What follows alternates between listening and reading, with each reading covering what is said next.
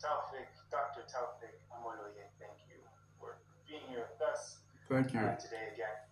Yes, yeah, we crossed paths at a conference a while ago, both graduate students at that point.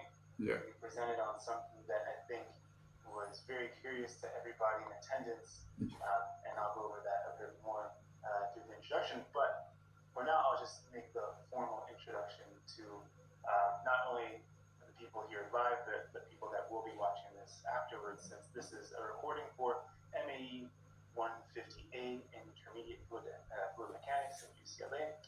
So my students do have a homework assignment attached to this video, so they will should watching it, right? So as a thank you so much for being here with us. Thank you so much for having me. Yes, yes. So I'll get going to questions pretty quickly, but kind of back to the story that kind of brought us together, I guess. So I was at AIAA conference, you were too.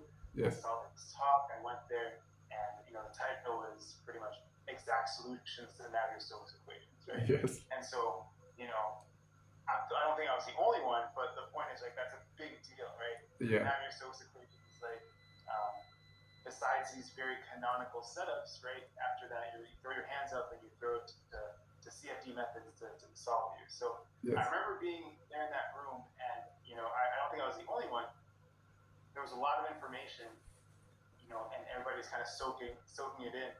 And I feel like even though there weren't many questions at the end, it wasn't because people weren't interested. It was because they knew it was something special, but they didn't know if they were missing something obvious, So I think everybody was trying to take it in and go digest it. So this quarter, I'm teaching the intermediate fluid mechanics class at UCLA.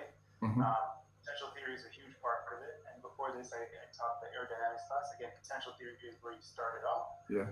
But then, as we know, we quickly kind of start putting that to the side for things that take into account more of the physics in terms of rotationality, viscous effects, and everything that comes along with that. So, I figured I do these aero chats as a way to kind of learn more about people's fields.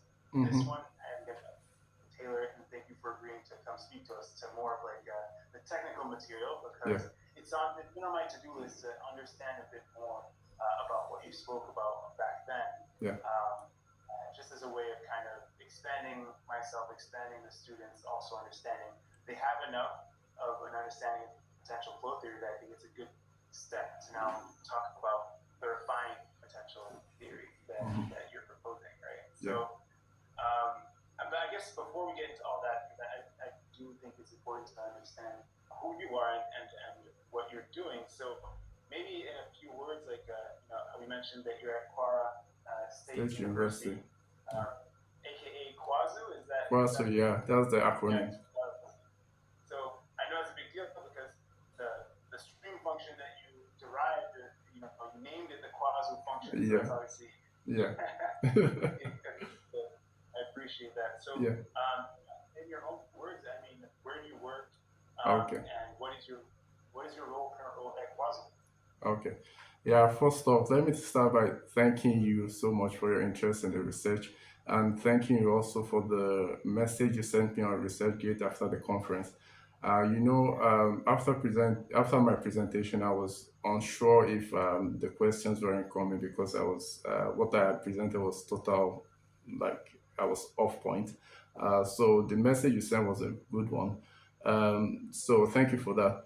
At a top level, again, very top level, are you proposing the Kwasu function? Is it a new function? Is it like an analytical form for a specific stream function, or is it a velocity potential function? How would you kind of describe it? Okay, you're correct. The Kwasu function is a new function. It's a hybrid between the classical potential, velocity potential, and the classical stream function. So that is to say, it has some properties of a potential function at the same time, properties of a stream function. The properties it has of a potential function are in the Cartesian coordinate system, but then it retains its properties as a stream function in the cylindrical polar coordinate system. So it's a hybrid, if you like.